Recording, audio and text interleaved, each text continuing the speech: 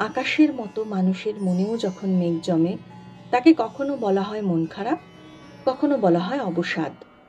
মনের আকাশে যে মেঘ কোনো বিশেষ কারণবশত অল্প কিছু সময়ের জন্য আসে এবং নিজে নিজেই সে মেঘ কেটে যায়, আবার মনের আকাশে আলো ঝলমল করে ওঠে, মনের এই অবস্থাকে বলা হয় নিছক মন খারাপ।